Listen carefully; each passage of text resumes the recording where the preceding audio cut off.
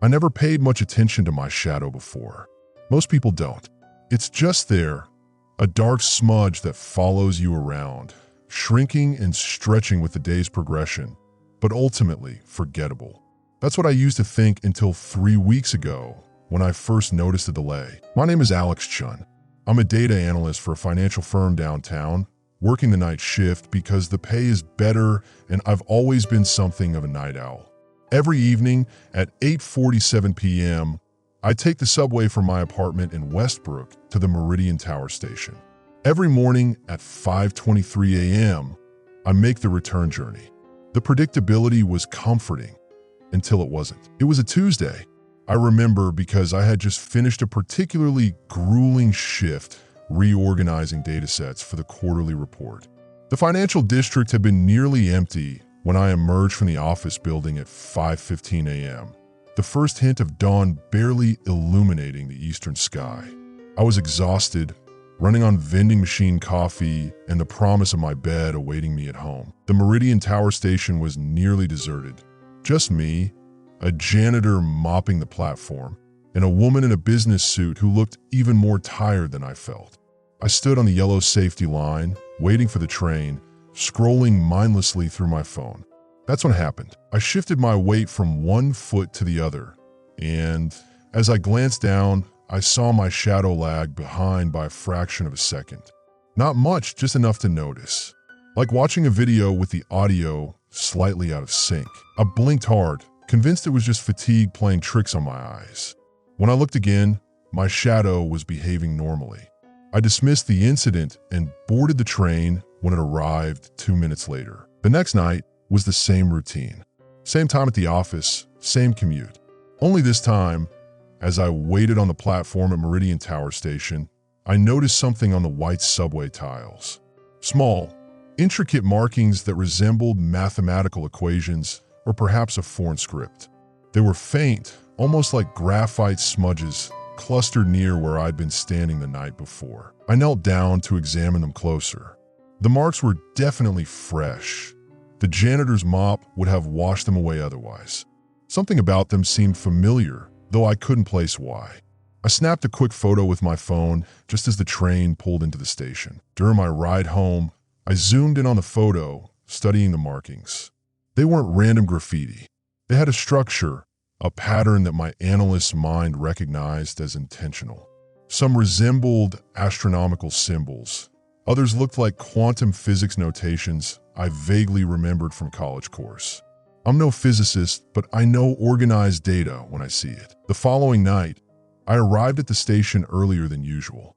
I wanted to see if the markings were still there or if new ones had appeared. The platform was more crowded at this hour, commuters heading home after regular business hours. I had to weave through clusters of people to reach the spot where I'd seen the markings. They were gone.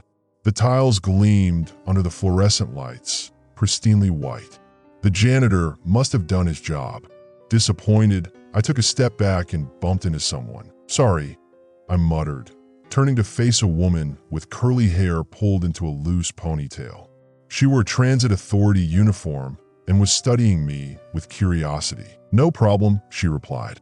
"Looking for something? Just thought I saw something on the tiles yesterday," I said, trying to sound casual. She nodded slowly. "These stations are old. Always something weird showing up. I'm Officer Mercer, by the way. Transit Police." "Alex Chun," I offered. "I commute through here daily." "Well, Alex, if you see anything concerning, there's a help point at the end of the platform." With a polite nod, she moved on, continuing her patrol. Something about her interest in my tile examination seemed off, but I dismissed it. Transit police were probably trained to be suspicious of people studying the station infrastructure too closely. My train arrived, and I boarded, finding a seat at the far end of the car. As the doors closed and the train lurched forward, I caught sight of my reflection in the window.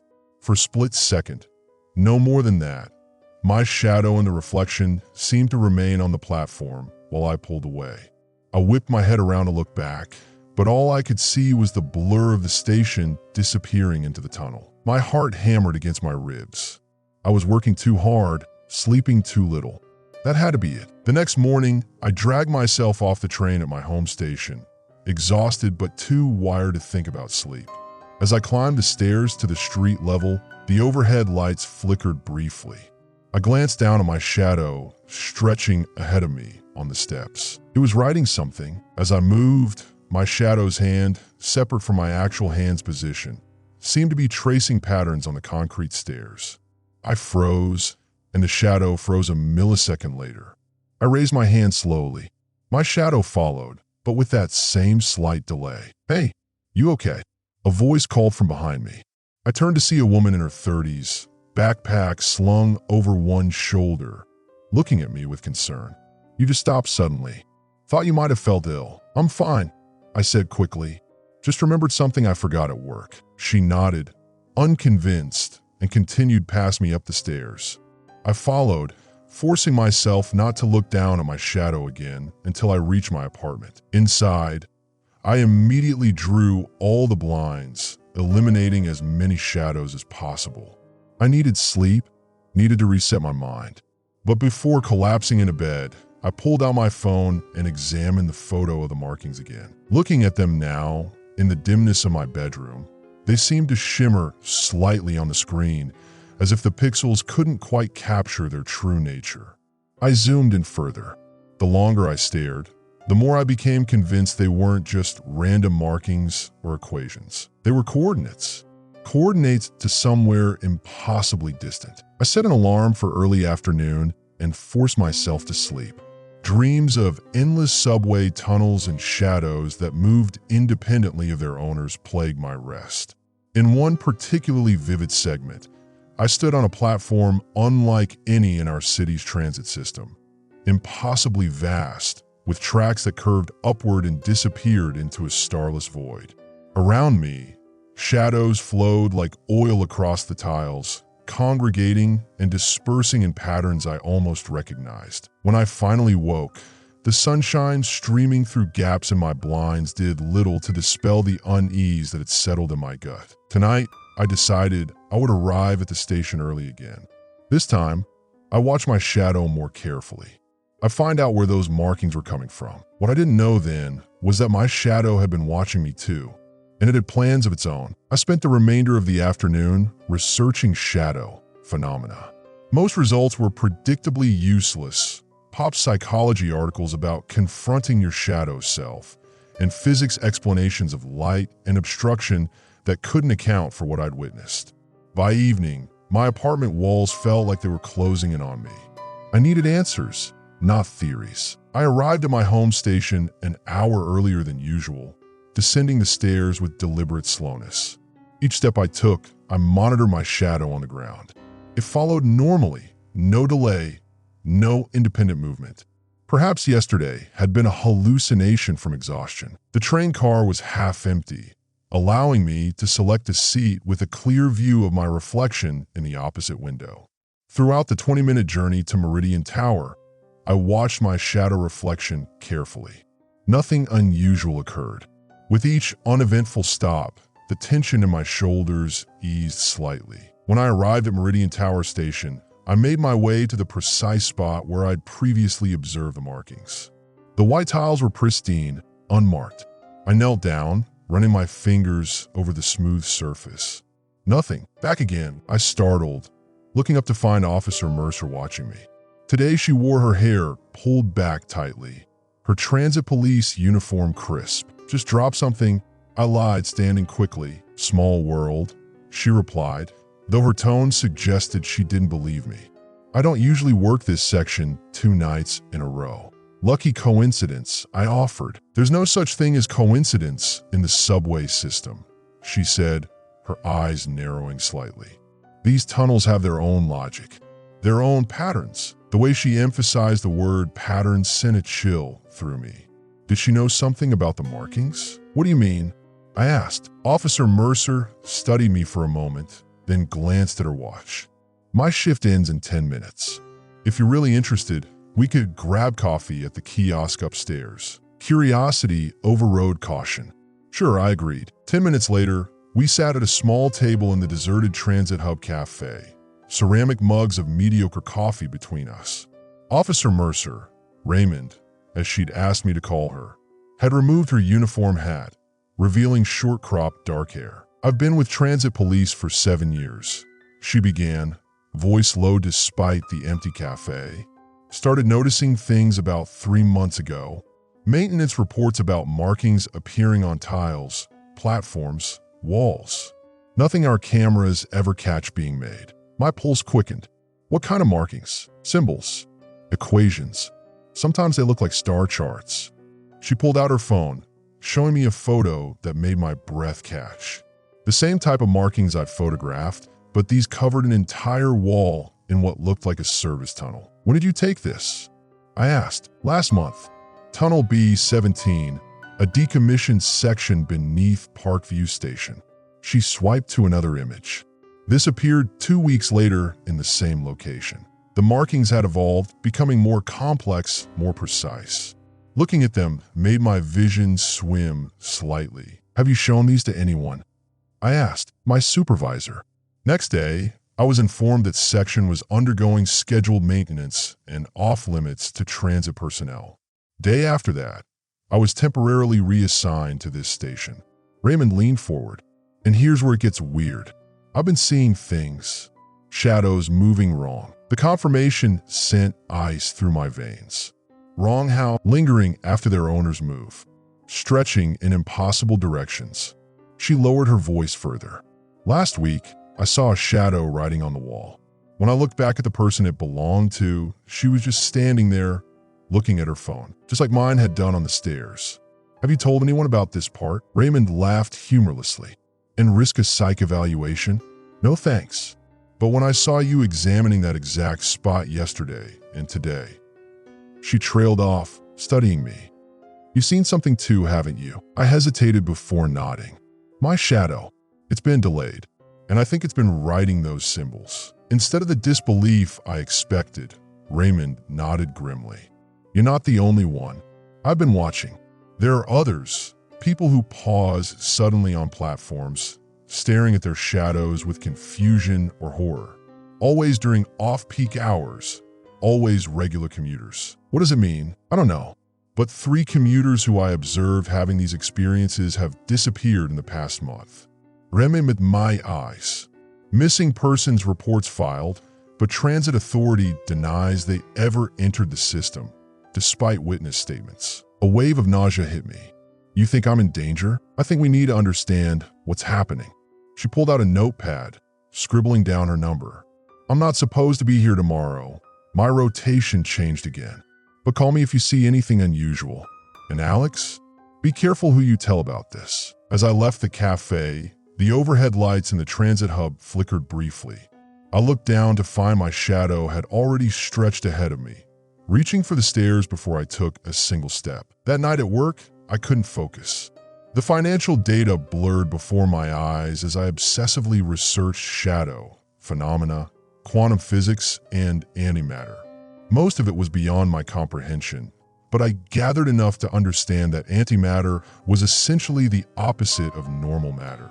Same mass, but opposite charge. When matter and antimatter meet, they annihilate each other in a burst of energy. The concept of antimatter shadows seemed fundamentally impossible. Shadows were absence of light, not physical entities. Yet mine had moved independently, had seemingly written complex equations. I jumped when my phone buzzed with a text from an unknown number. Raymond, check the maintenance alerts for tomorrow. Meridian Tower Station closing for electrical work from 2 to 4 a.m. That's when night shift commuters like you would be there. I quickly pulled up the Transit Authority website. The alert was there, innocuous and official looking. My usual return journey would be impossible. I need to exit at Central Junction and take a shuttle bus. Another text arrived. Change your routine. Don't take subway home tomorrow. A cold feeling settled in my stomach. I texted back, why? 3 dots appeared as Raymond typed. Disappeared, then appeared again. Finally, woman disappeared last night. Blonde, business suit. I saw her standing near you on the platform when I first noticed you. The tired woman I'd seen that first morning. I swallowed hard. How do you know she disappeared? Raymond's reply was immediate. Because I checked the security footage. She enters the train after you, never exits at any station. Train arrives at terminus. Car is empty. Cameras malfunction for 3 minutes during her journey. I remembered Raymond's words. 3 commuters with shadow anomalies had vanished. Was I next? At my desk, beneath the fluorescent office lights, I cast multiple overlapping shadows on the floor. As I watched, one of them, just one, shifted position slightly independent of my movement. It raised its hand, finger extended, and began to trace symbols on the carpet. I grabbed my phone to take a video, but as soon as I pointed the camera at the shadow, my phone screen went black. When it rebooted seconds later, the shadow was normal again, but the symbols remained, faint but distinct markings on the dark carpet that resembled astronomical coordinates and quantum equations. I had to know what they meant, and I had to find out who else knew about them. Tomorrow, I decided I would ignore Raymond's warning. I would take the subway home as usual and see what happened during the mysterious electrical work in Meridian Tower. Some questions are worth the risk. My shift dragged on interminably. Every few minutes, I glanced at the floor where the symbols had appeared, but they had faded to near invisibility. I tried photographing them again with my phone, but each attempt produced only blurry, distorted images, as if the camera refused to focus properly. By 4:30 a.m., I had made my decision. Raymond's warning echoed in my mind, but I couldn't turn back now. I needed to understand what was happening to me. I gathered my belongings and headed for the elevator, hyper-aware of my shadow as it stretched and compressed against the walls. Outside, the financial district was wrapped in that eerie pre-dawn emptiness that turns familiar landscapes alien. Streetlights cast overlapping pools of illumination, creating shadow networks across the pavement.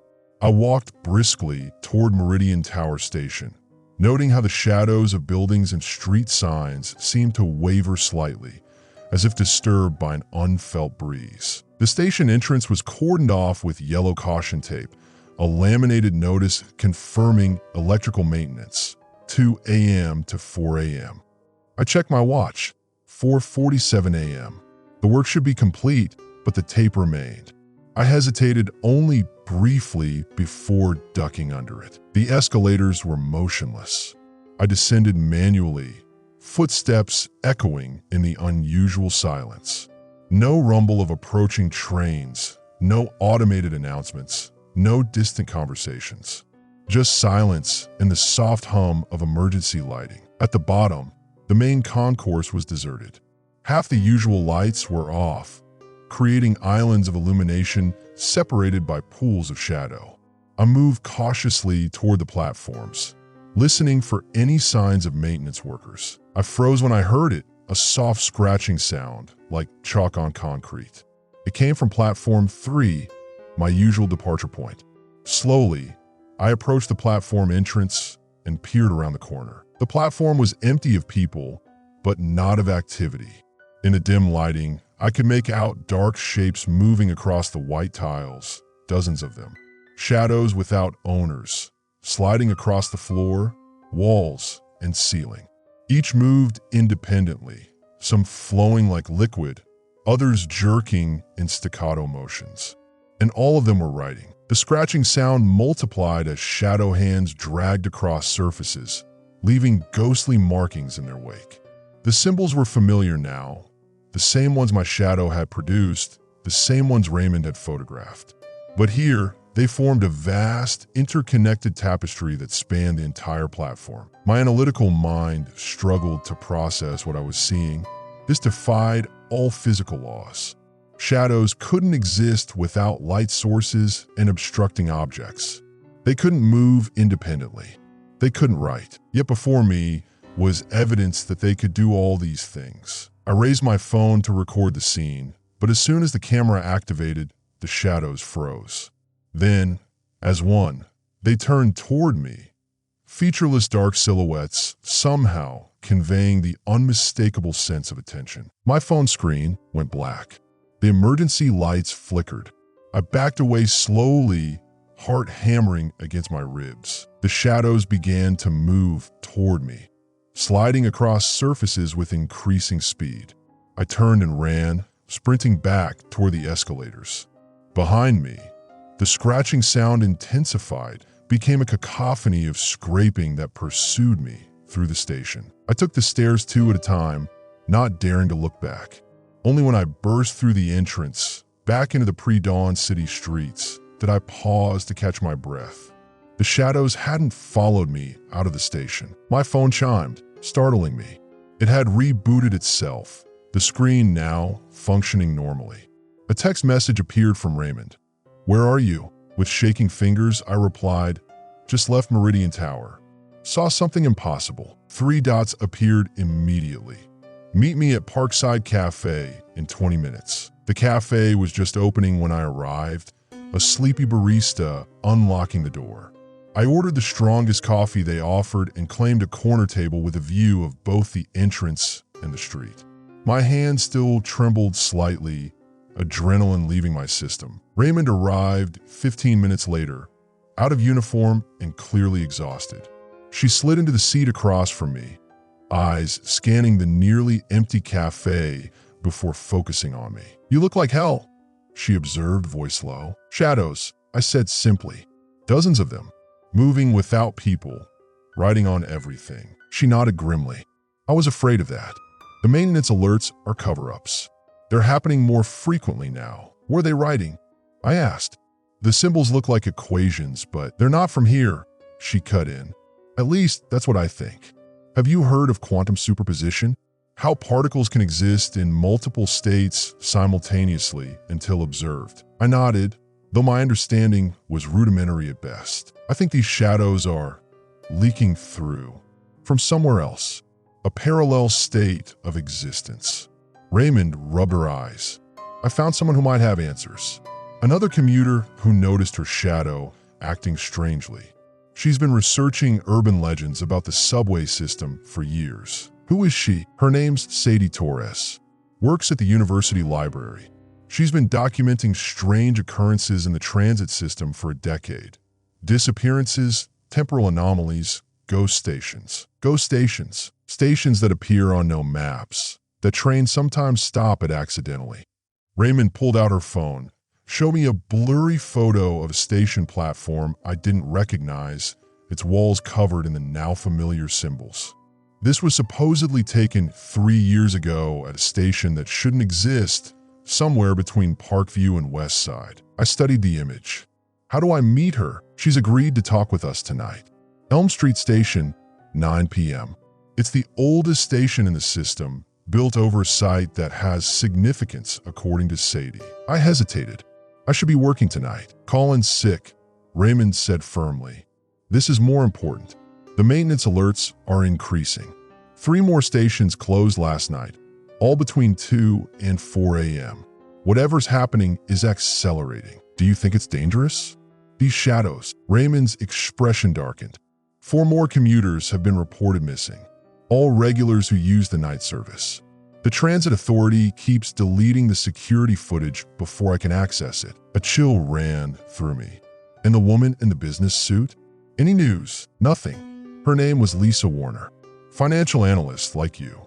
Used the same route for 3 years." Raymond leaned forward. "Alex, I think the shadows are taking people. And I think someone in the transit authority knows about it." "Who?" "There's a new security liaison, Major Diana Voss. Military background, though they don't publicize that. She arrived 3 months ago, right when the markings started appearing more frequently. She's been overseeing all the maintenance operations." The barista approached with Raymond's coffee. We fell silent until she left. "What does Sadie think the symbols mean?" I asked. "She believes they're calculations, complex mathematical formulas describing coordinates in space-time." Raymond took a sip of coffee. "Coordinates to somewhere very, very far away. Another dimension, perhaps. Or somewhere in our universe that can't be reached by conventional means." I thought of the shadows moving independently, writing their cryptic messages on every surface. "Do you think they're trying to open something?" "A doorway." Raymond nodded slowly. "Sadie thinks they're trying to create a connection, a bridge between here and somewhere else." Why? That's what we need to find out. She glanced at her watch. I have to go. My shift starts soon, and I can't afford to draw attention. Be careful today, Alex. Watch your shadow. As she left, I realized I hadn't asked the most important question. Why me? Why was my shadow one of those affected? Outside the cafe, the morning sun had risen fully, banishing the darker shadows of dawn. I walked home carefully, monitoring my shadow on the pavement. It behaved normally in the bright sunlight, following my movements precisely. But as I passed through a narrow alley where the sunlight didn't reach, I noticed it again. The slight delay, the subtle independence of movement. And something else. My shadow seemed denser than it should be, more opaque, as if it were gradually becoming more substantial, more real. Tonight, I would meet Sadie Torres and hopefully learn more about what was happening. But first, I needed sleep. Real sleep, not the fitful dozing I'd managed yesterday. In my apartment, I closed all blinds and curtains, creating a dim environment with minimal shadows. As I lay down, a thought occurred to me. What if my shadow was writing while I slept?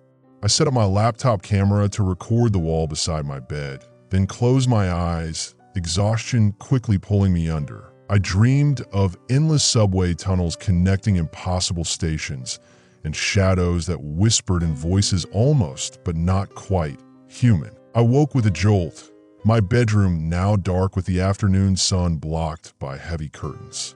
The laptop beside my bed had gone to sleep.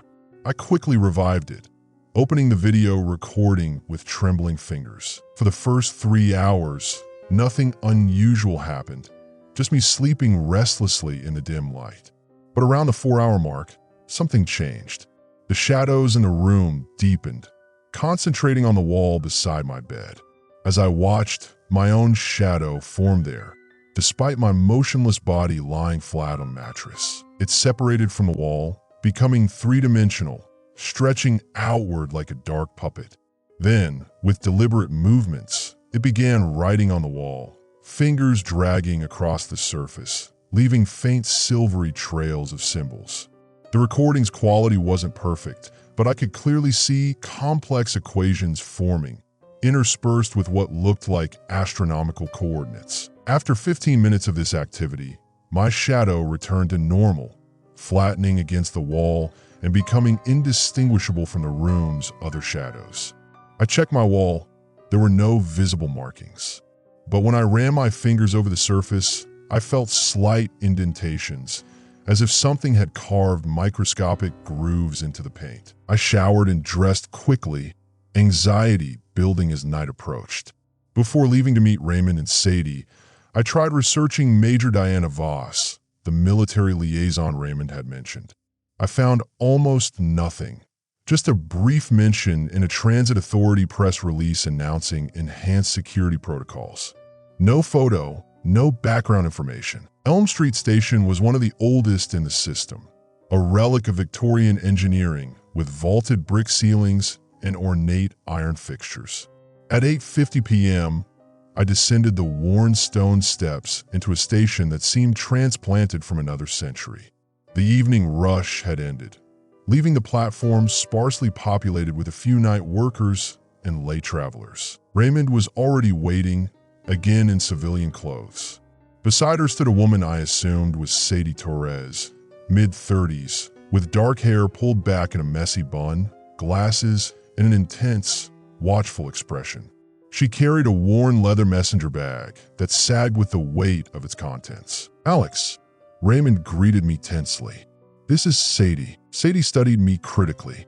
"How long has your shadow been acting independently?" "About a week," I answered, taken aback by her directness. "How did you—" "Your eyes," she interrupted. "You keep checking your shadow every few seconds." Classic sign. She gestured toward a maintenance door at the far end of the platform. "Let's talk somewhere private. This station has service tunnels that haven't been properly monitored in years." Raymond produced a key card that opened the maintenance door, revealing a narrow corridor lit by widely spaced emergency bulbs.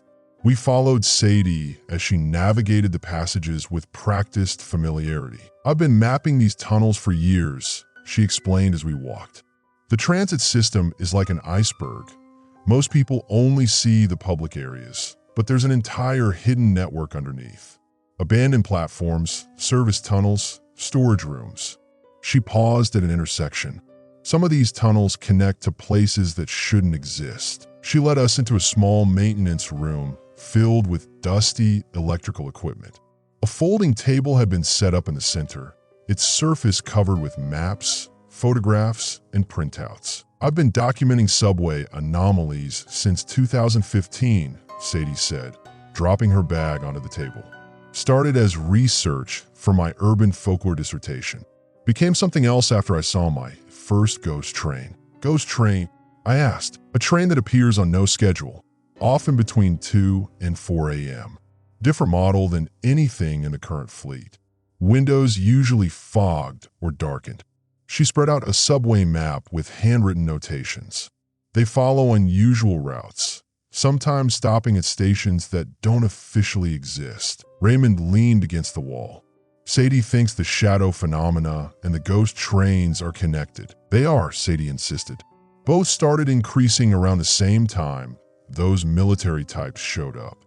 She pulled out several photographs, each showing different parts of the subway system covered in the same mysterious symbols we'd been seeing. These markings have been appearing for decades, but rarely. Now, they're everywhere. I studied the photos. What are they? A mathematical language, Sadie said, excitement edging into her voice. I've been working with a quantum physics professor to decode them. They're not random. They're building on each other, creating a complete formula across dozens of stations. A formula for what? Raymond asked. A bridge, Sadie replied. A connection point between dimensions. The shadows are creating a map, precise coordinates for something to either come through or for something to leave. A high-pitched electronic wail suddenly cut through the air, making us all jump. It took me a moment to recognize it as the emergency alert system that occasionally tested throughout the subway network. But this was different.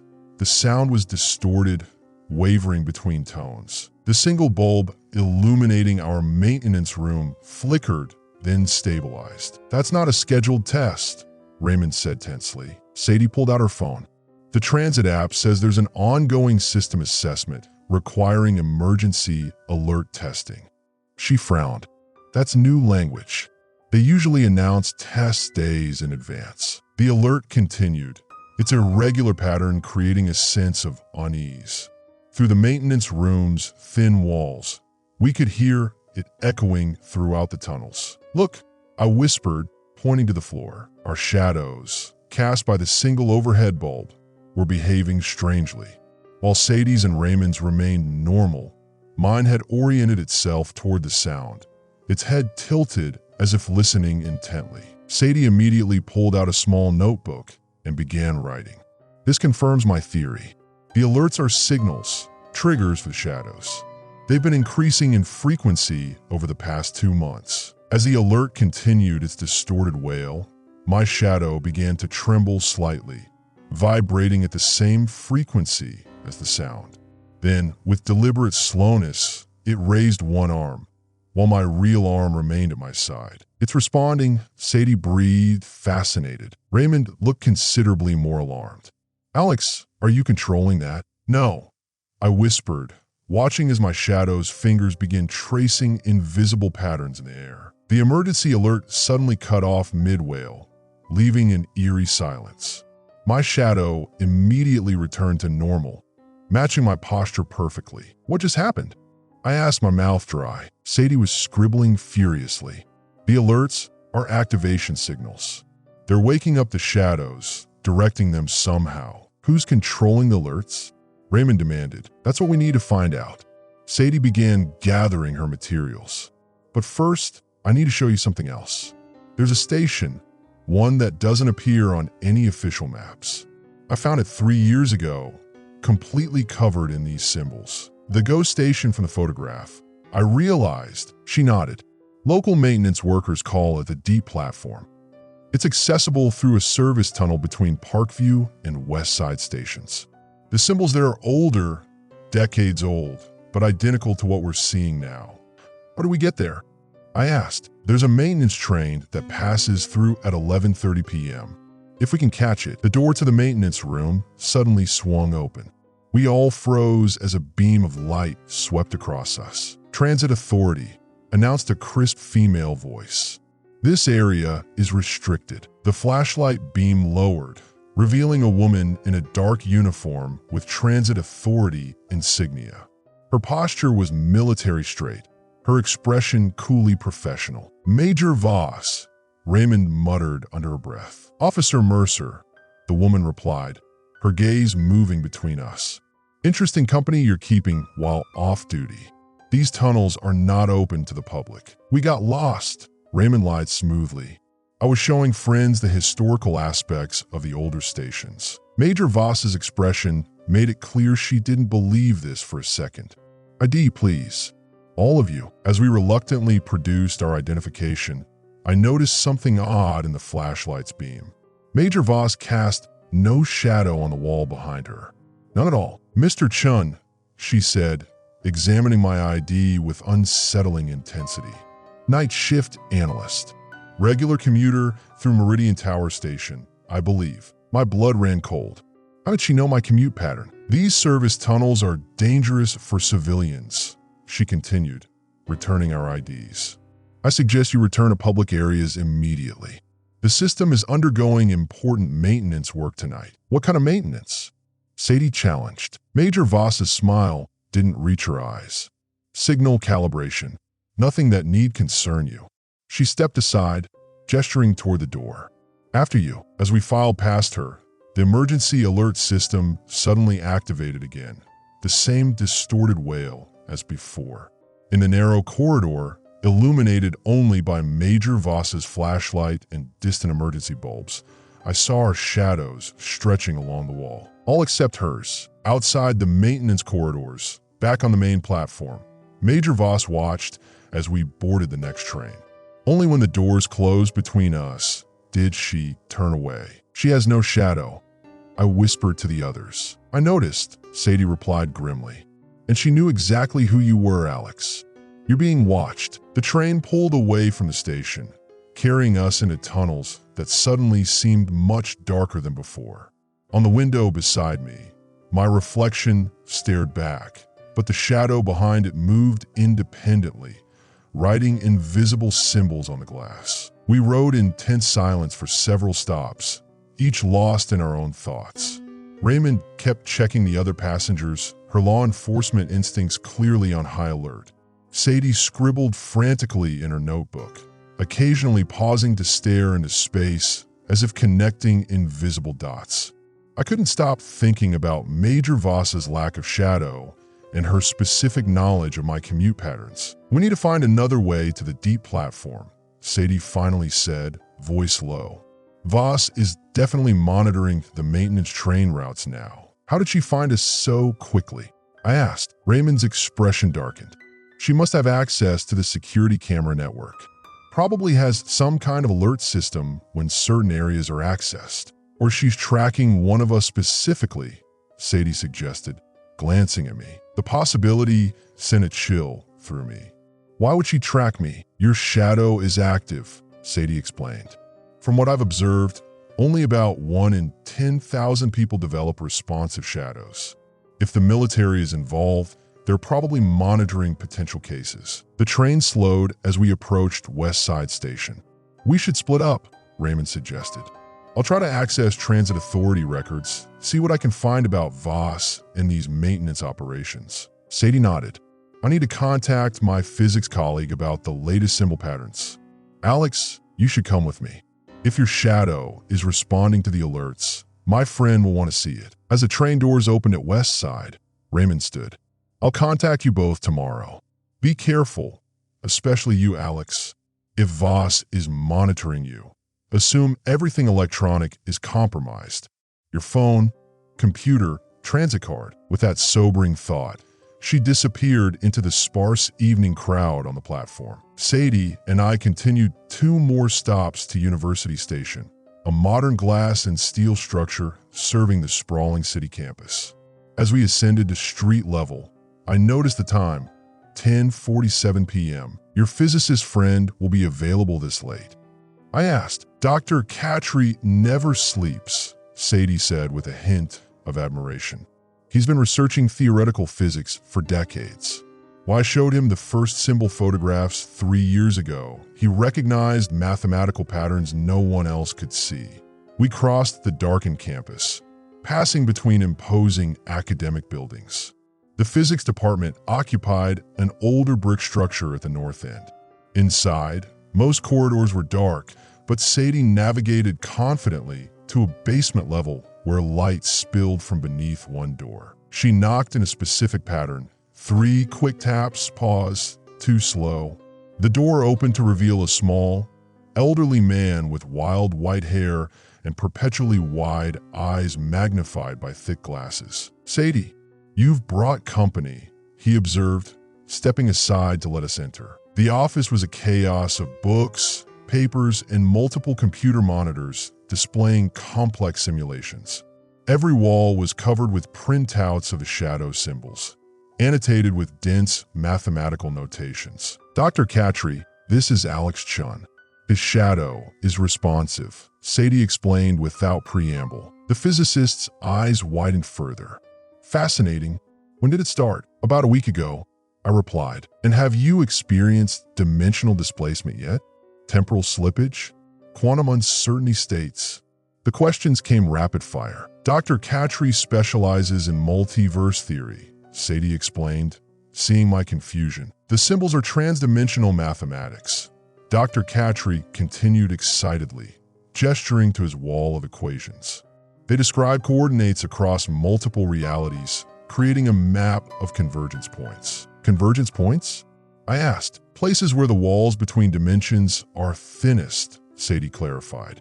"The subway system was built over these points, not accidentally, according to Dr. Katri's research." The elderly physicist nodded vigorously. "The original subway, designers knew. They placed stations at specific convergence points, creating a geometric pattern across the city that mirrors cosmic alignments." This was beginning to sound less like science and more like conspiracy theory, but after what I'd witnessed, I was willing to keep an open mind. "What about the shadows?" I asked. "Why are they writing these symbols?" Dr. Katri's expression grew serious. "The shadows aren't shadows at all. They're quantum echoes, projections from a parallel dimension bleeding through at convergence points. They're trying to strengthen the connection, make it permanent." "For what purpose?" I pressed. "To create a gateway," Dr. Katri said simply. "A stable bridge between dimensions." Sadie pulled out her phone, showing us the transit app. "There's another emergency alert scheduled for midnight. System-wide signal testing." Dr. Katri became animated. "We must observe your shadow's response. The alerts are calibration signals. They help synchronize dimensional frequencies." While we waited for midnight, Sadie and Dr. Katri showed me their research. Years of documented anomalies, mathematical analyses, and theoretical frameworks attempting to explain what was happening. According to their findings, the shadow phenomena had been occurring in isolated incidents for decades, but had increased dramatically in the past 3 months. "That coincides with Major Voss's arrival," I noted. "Yes," Sadie agreed. "We believe the military has known about the convergence point for years. They may be actively trying to accelerate the process." "But why?" Dr. Katri shrugged. "Technology acquisition, dimensional colonization, military advantage? The possibilities are endless when you're dealing with alternate realities." As midnight approached, we positioned ourselves against a blank wall where any shadow behavior would be clearly visible. Dr. Katri set up a specialized camera that he claimed could capture quantum fluctuations invisible to the naked eye. At exactly midnight, our phones simultaneously emitted the now familiar distorted emergency alert. The sound seemed to reverberate oddly in the small office, creating acoustic patterns that made my teeth ache. Almost immediately, my shadow, cast by the office's overhead light, began to separate from my body.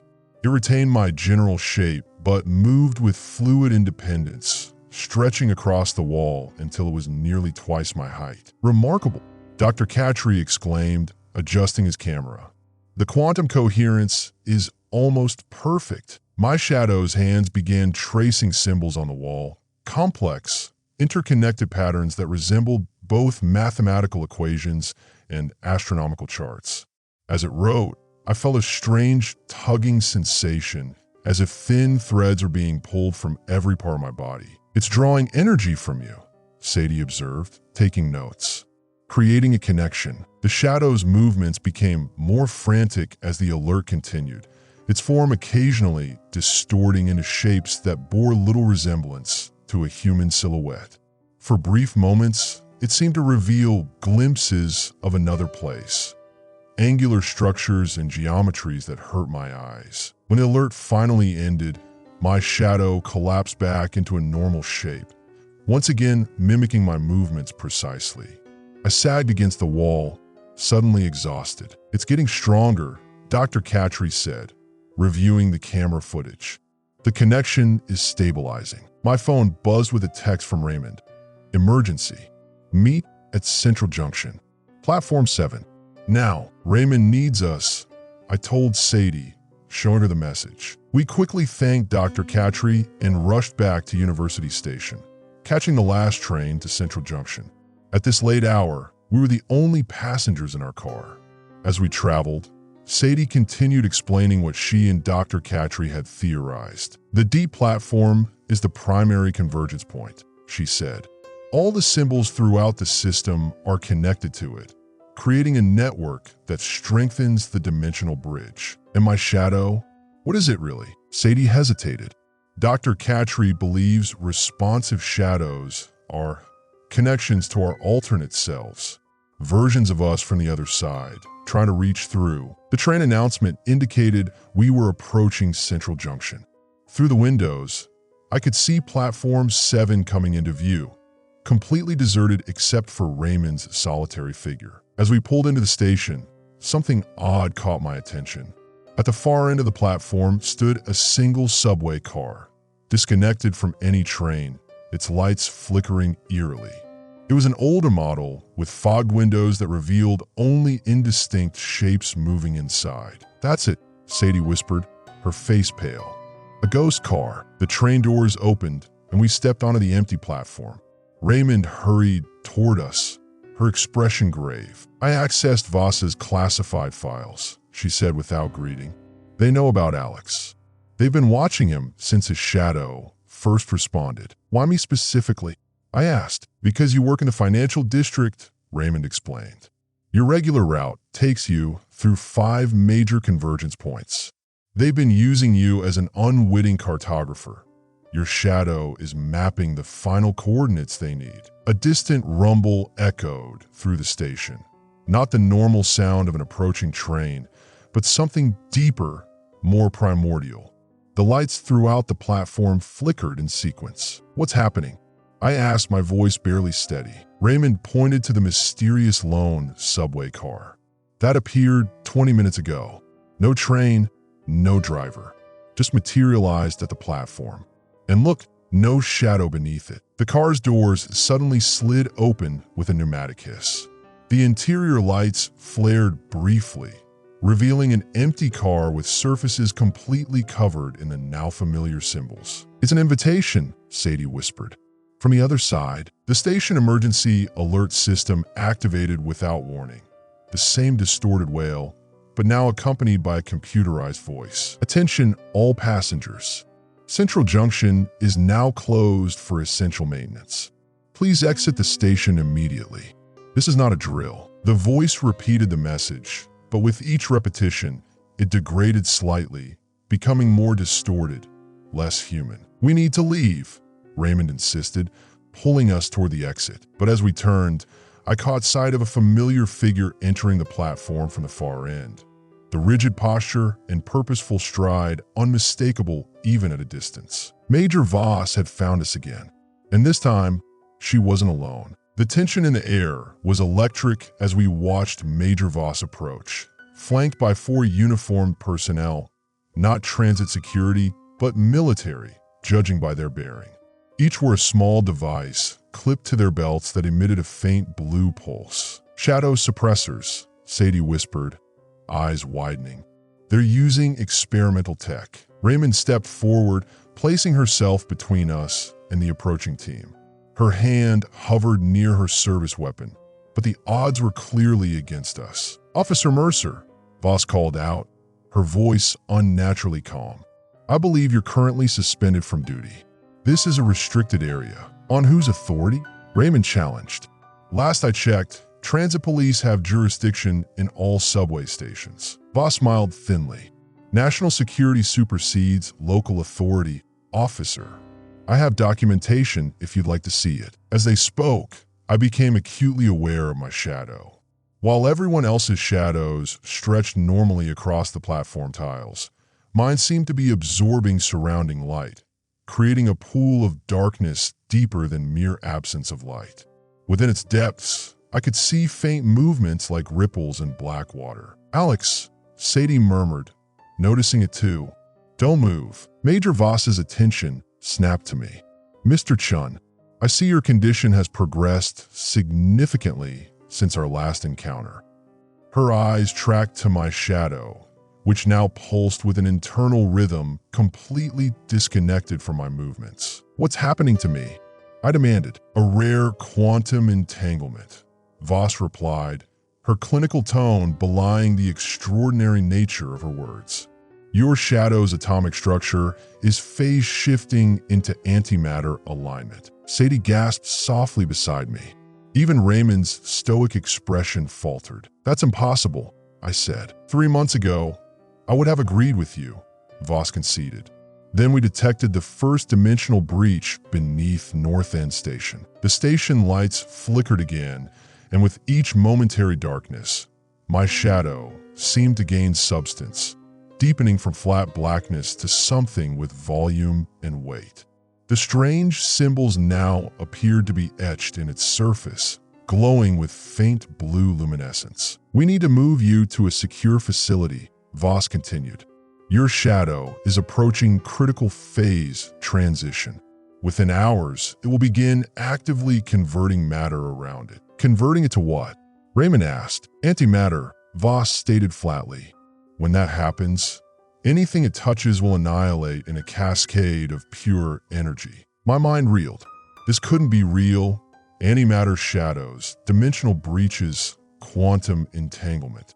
Yet the evidence was literally beneath my feet, swirling with impossible physics. This is happening throughout the transit system, Raymond said. Not as a question, but a realization. That's why you've been increasing security at specific stations. Voss's expression tightened. 16 cases confirmed last month. 42 this month. The rate is accelerating exponentially. She gestured to her team. We've been containing incidents individually, but we're losing ground. The emergency alerts, Sadie interjected. They're not maintenance announcements at all, are they? Quantum dampening signals, Voss confirmed. They temporarily stabilize phase transitions. Her eyes narrowed. How much do you know, Ms. Torres? Before Sadie could answer, another emergency alert blared through the station speakers. But unlike previous instances, this one warped and distorted until it became an almost organic wail. The sound physically hurt, creating pressure waves I could feel against my skin. My shadow responded immediately, expanding across the platform floor in all directions. The military personnel activated their belt devices, creating intersecting fields of blue light that momentarily contained the spreading darkness. It's too late, Voss snapped, backing away. Full containment protocol. One of her team produced what looked like a specialized flashlight and aimed it directly at my shadow. A beam of intense ultraviolet light struck the darkness, but instead of dispersing it, the light was absorbed, swallowed completely. My shadow began writing rapidly, the symbols flowing across the platform tiles with fluid grace. Unlike the previous markings I'd observed, these were more complex, more precise, mathematical equations describing concepts beyond human comprehension. What are they saying? I asked Sadie desperately. She shook her head, eyes wide with both fear and fascination. It's advanced quantum field theory, far beyond current science. Something about equalization protocols and dimensional extraction. The emergency alert system shifted again, the computerized voice now speaking in a discordant overlay of multiple languages, some clearly not human in origin. The words were unintelligible, but the message felt urgent, insistent. Voss turned to her team. Evacuate the station. Initialize Blacklight Protocol. What's Blacklight Protocol? Raymond demanded. Station purge. Voss replied grimly. We collapse the tunnel sections and flood the station with neutralizing agents. You can't do that, Sadie protested. This is a cosmic event, not a security threat. The shadows are trying to communicate. Communicate what? Voss snapped. A warning, came a voice from the ghostly subway car that still waited at the platform edge. The doors had opened fully now, revealing Officer Mercer standing inside, or something wearing Mercer's appearance. The figure stepped forward, and I realized with horror that Officer Mercer cast no shadow at all. Instead, a web of faint blue lines traced beneath his skin, pulsing with the same rhythm as my expanded shadow. Raymond, I whispered. The figure that looked like Raymond smiled, but the expression was wrong. Too precise, too calculated. Raymond Mercer has been serving as our conduit for 76 days. His neural architecture proved compatible with our interface requirements. Voss's team immediately raised weapons, training them on the Raymond figure. When did you take him? Voss demanded, her composure finally cracking. We did not take anyone, the entity replied. Raymond Mercer volunteered when he discovered the truth beneath Eastside Station. He understood the significance of what approaches. My shadow had now covered nearly half the platform, the symbols forming concentric circles around my feet. Within its darkness, small motes of brilliant light had begun to appear, like stars being born in a miniature universe. What are you? Sadie asked, addressing the entity directly. We are custodians, it replied, from a universe where matter evolved differently. What you call antimatter is our baseline reality. The entity gestured toward my shadow. We have been attempting contact for decades, but only now have we found compatible interfaces, humans whose neurological patterns can sustain transdimensional awareness. Voss took a step forward. What do you want? To prevent catastrophe, the entity said simply. Our universes are approaching convergence, a natural cycle that occurs every 25,000 years. Without proper stabilization protocols, the interaction will destroy both realities. As if to emphasize this point, the platform beneath us trembled. Fine cracks appeared in the concrete, revealing glimpses of swirling darkness beneath. The subway system, I realized aloud. It was built on convergence points deliberately. The entity nodded. Human architects were guided by intuitive understanding of cosmic geometry. Your transit system forms a perfect resonance map for dimensional stabilization. Voss's communication device crackled to life. Major, we're detecting massive energy fluctuations throughout the transit network. All shadows in a 3-mile radius are showing anomalous behavior. She pressed the transmit button. Initiate citywide alert.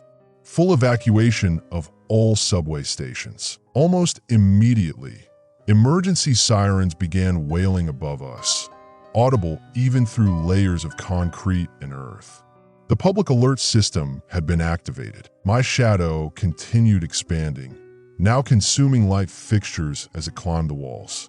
Where it touched electronic systems, they sparked and failed, plunging sections of the platform into darkness.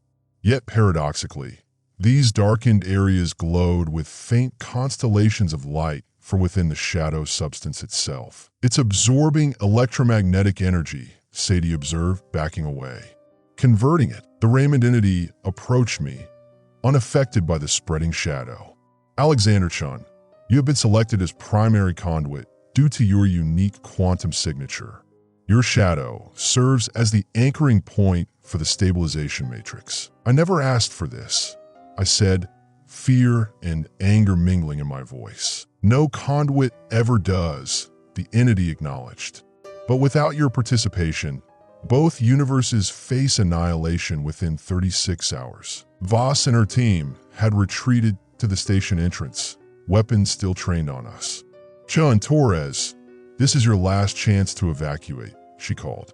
That entity is manipulating you. There is no stabilization, only invasion. The Raymond entity turned to face her. Major Diana Voss, your government has known about the cycle since 1947. Your own grandfather was part of the original research team that documented the first dimensional echoes. Voss's face drained of color. How could you possibly know that? Because he made contact, the entity replied. He helped establish the first protocols. The subway expansion of 1953 was designed specifically to create the resonance network we now need. A massive tremor shook the station, dislodging tiles from the ceiling. The emergency lights shifted to red, bathing everything in crimson glow that made the spreading shadow appear even more absolute by contrast. We're out of time, the entity said urgently. Alexander, you must complete the connection. Allow your shadow to finish the transcription. Don't listen to it, Voss shouted. The military has been containing these entities for decades. They're extra-dimensional parasites. Sadie grabbed my arm. Alex, Dr. Catri's research confirms everything the entity is saying. The mathematical models predict exactly this scenario, convergence, followed by either stabilization or mutual destruction. I looked down at my shadow, now a pool of living darkness writing complex equations across every surface. Within its depths, I could see glimpses of another reality, vast angular structures, impossible geometries, beings of pure mathematical precision moving with purpose. What I need to do? I asked the entity. Simply acknowledge the connection, it replied. Accept your role as conduit. Another emergency alert blared through the station. But this one was different, a harmonic sequence rather than the discordant wail of previous alerts.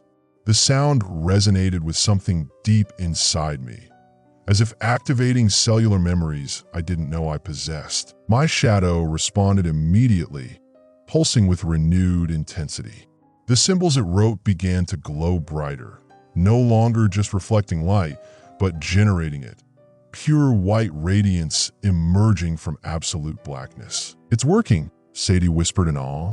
The stabilization is beginning. Major Voss barked orders into her communication device, but her team was already retreating, disappearing up the escalators as the station continued to tremble. The Raymond entity's form began to flicker, revealing glimpses of something else beneath the human appearance. A crystalline structure of impossible complexity, refracting light that didn't exist in our spectrum. The bridge forms, it said, its voice now a harmonious blend of Raymond's human tones and something else, something vast and ancient. But be warned, once established, neither side can ever fully separate again.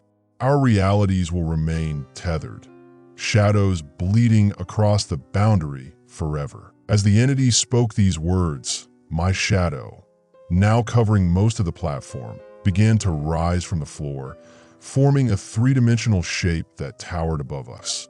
Within its volumetric darkness, stars wheeled and galaxies formed, a miniature cosmos of antimatter gaining coherence with every passing second. And somewhere in that cosmic display, I could see another shadow forming, one that matched my own exactly, but inverted, approaching from the other side of reality. My antimatter self, reaching across the void. The station's emergency system issued one final alert, the words barely recognizable through layers of dimensional distortion. Attention, all passengers. Reality breach in progress. Please stand clear of the cosmic boundaries. This is not a simulation. The station buckled as reality thinned around us. Concrete cracked along geometric patterns that perfectly mirrored the symbols my shadow had been writing for days. Through these fractures seeped a radiance unlike anything I'd seen before. Not light exactly, but it's negative, casting illumination through absence rather than presence. The conversion is accelerating, Sadie said, her voice tight with both fear and academic fascination as she backed away from the expanding pool of darkness at my feet. Your shadow is acting as a dimensional anchor point. The Raymond entity stood motionless at the center of the platform, its human appearance increasingly difficult to maintain. Blue luminescence pulsed beneath the skin of what had once been Officer Mercer, creating web-like patterns that occasionally revealed glimpses of crystalline structures beneath. "You must complete the connection, Alexander Chun," it said, its voice now a dissonant blend of Raymond's human tones and something else, something that felt ancient and mathematically precise. The window for stabilization narrows with each moment. Above us, the emergency system continued broadcasting distorted alerts, the computerized voice now speaking in overlapping languages. Most were unintelligible, but phrases in English occasionally cut through. Dimensional breach detected, antimatter containment protocols, evacuation radius expanding to 6 miles. The subway car that had appeared mysteriously at the platform now glowed with the same blue luminescence as the entity. Its metal surfaces rippled like liquid, no longer bound by the physical laws of our universe. "What happens if I refuse?" I asked, fighting against the vertigo induced by watching my shadow continue its independent existence. The darkness had now climbed halfway up the station walls, consuming light fixtures as it spread, replacing electrical illumination with its own constellation of antimatter stars. Both universes collapse, the entity stated with mechanical simplicity.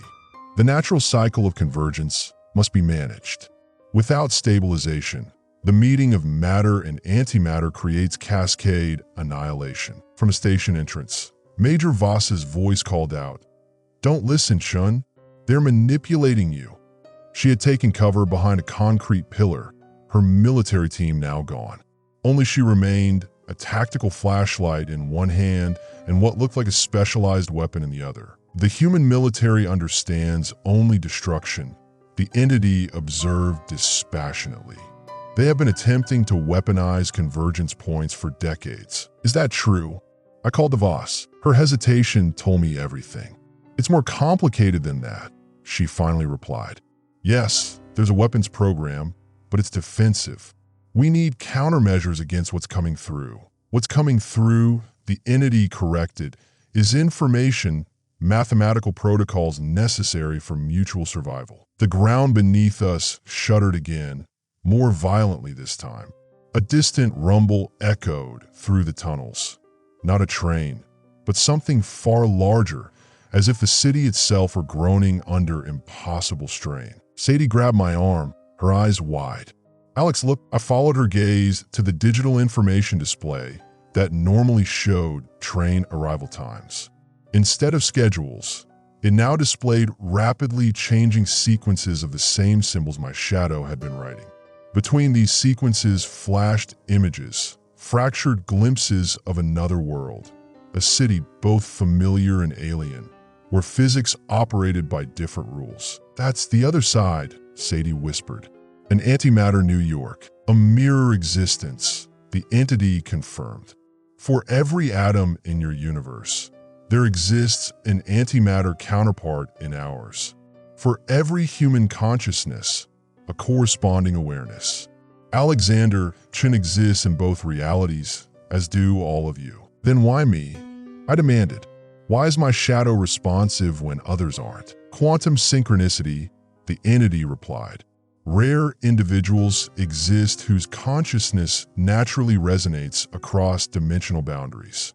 You are one such individual, as is Officer Mercer, as was Diana Voss's grandfather." At the mention of her grandfather, Voss emerged partially from her cover, her weapon lowered slightly. "What do you know about my grandfather?" Dr. Howard Voss was the first to establish meaningful contact during the minor convergence of 1947, the entity explained. He helped design the original containment protocols, mathematical formulae disguised as architectural elements throughout your transit system. Voss's expression flickered between suspicion and reluctant recognition. "The classified harmony project," she said quietly. "It was real, Yes, the entity confirmed.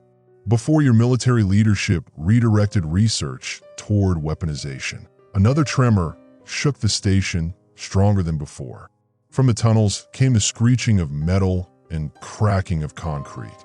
Emergency lights bathed everything in pulsing red, creating a surreal counterpoint to the blue glow emanating from my shadow and the entity. The temporal window is closing, the entity warned. Alexander, you must complete the connection now. I looked to Sadie, who nodded encouragingly despite her obvious fear. The mathematics checks out, she said. Everything Dr. Catry and I research points to this moment.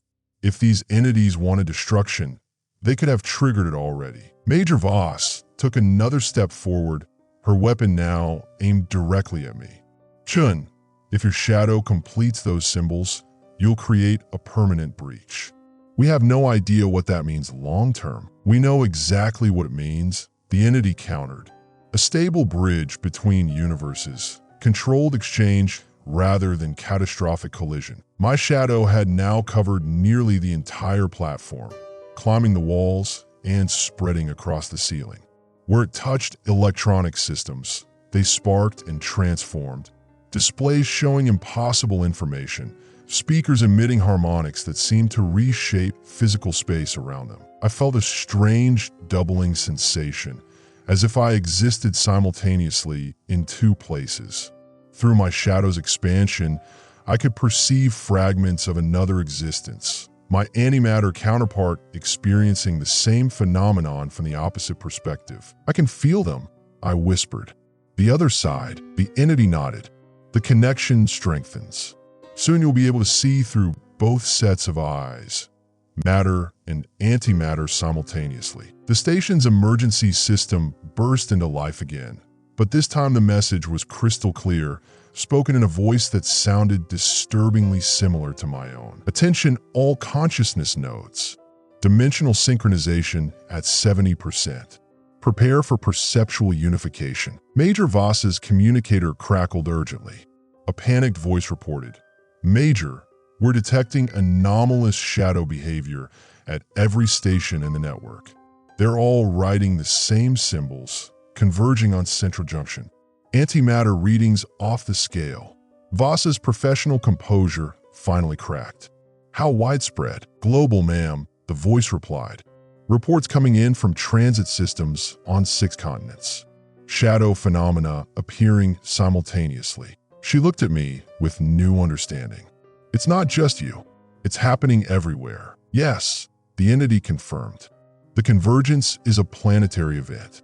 Alexander is simply one node in a vast network of connection points. My shadow began writing new symbols, more complex than before. These didn't remain static. They moved, rearranged, evolved like living mathematics, equations solving themselves in real time. What is it doing now? I asked, both terrified and fascinated. Finalizing the stabilization protocol, the entity explained. Once complete, a permanent quantum channel will exist between universes, allowing controlled communication without catastrophic matter-antimatter annihilation. The subway car at the platform edge suddenly lurched, its doors sliding open wider.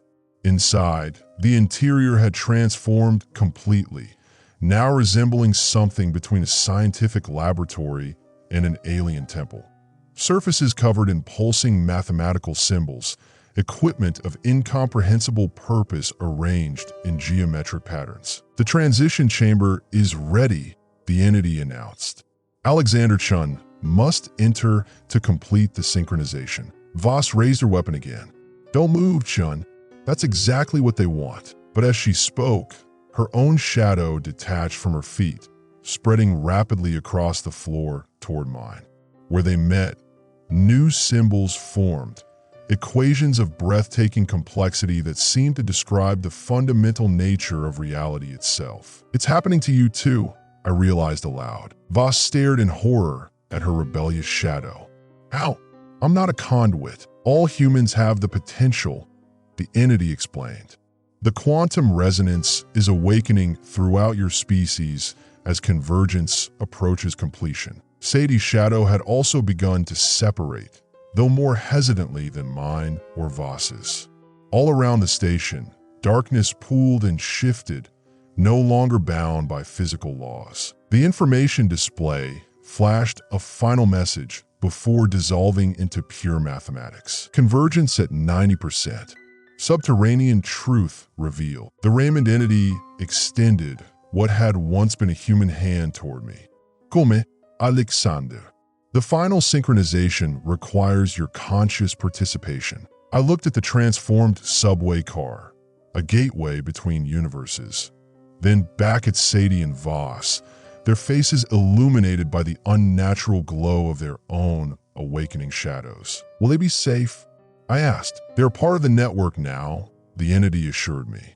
Their consciousness will remain intact through the transition. With trembling legs, I took a step toward the subway car. My shadow surged forward eagerly, flowing into the vehicle ahead of me like liquid darkness. As it made contact with the interior, the entire car shimmered, reality rippling around it. Alex, wait, Sadie called, but her voice sounded distant, as if reaching me from across an ever-widening gulf. I turned back one last time. I don't think we have a choice anymore, I said. The convergence is happening with or without us. As if to confirm my words, the station's ceiling cracked open along perfect mathematical lines, revealing not the city streets above, but a swirling void filled with antimatter stars, a cosmic window opening between universes. The final emergency alert echoed through the station, now in perfect synchronization with a voice from the other side. Attention all beings. Reality integration commencing. Please stand by for universal recalibration. I stepped into the subway car, and the doors closed behind me with a sound like the universe taking a breath. Inside the subway car, reality unraveled. The door sealed behind me with a pneumatic hiss that sounded too organic, too intentional, as if the vehicle itself had inhaled. The interior bore only a passing resemblance to public transportation.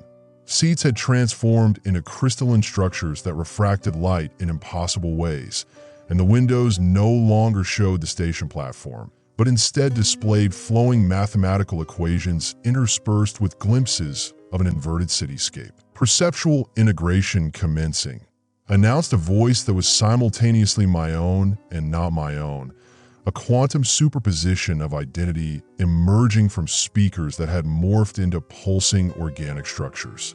Please stabilize consciousness for dimensional transition. My shadow had spread across every surface, no longer bound by the laws of optics or physics. It moved with deliberate intelligence, writing equations across the walls, ceiling, and floor of the car. With each completed symbol, I felt my perception shift, as if my consciousness were being gently pulled into alignment with something vast and incomprehensible. What's happening to me? I asked aloud, unsure if the entity could still hear me. The answer came not in words, but in sensory impressions, knowledge downloading directly into my awareness. I understood suddenly that I was becoming a bridge, a living translator between universes with fundamentally different physical laws. My neurology was being reconfigured to perceive both realities simultaneously. Through the windows, I could see Sadie and Major Voss on the platform, their forms increasingly distorted as reality continued to fracture around them. Their shadows had fully detached now, creating a network of living darkness that connected with mine through the sealed doors of the subway car. The station's emergency alert system had been completely subsumed by the phenomenon, speakers now broadcasting a harmonic sequence that made the air itself vibrate in geometric patterns. These sound waves were visible to my altered perception, concentric rings of mathematical precision expanding outward, restructuring physical space at the quantum level. As my awareness expanded, I could perceive far beyond the confines of Central Junction Station. The entire subway system had transformed into a vast neural network of antimatter connections, with responsive shadows appearing at every station throughout the city. At each nexus point, the same process was unfolding, reality thinning, mathematics manifesting, consciousness bridging between universes. A jarring thud against the subway car's window snapped my attention back to my immediate surroundings. Sadie was pressing her hands against the glass, her expression a complex mix of fear, wonder, and determination. Behind her, Major Voss was speaking urgently into her communication device, though I could no longer hear her words. Sadie's lips moved, forming words I strained to understand.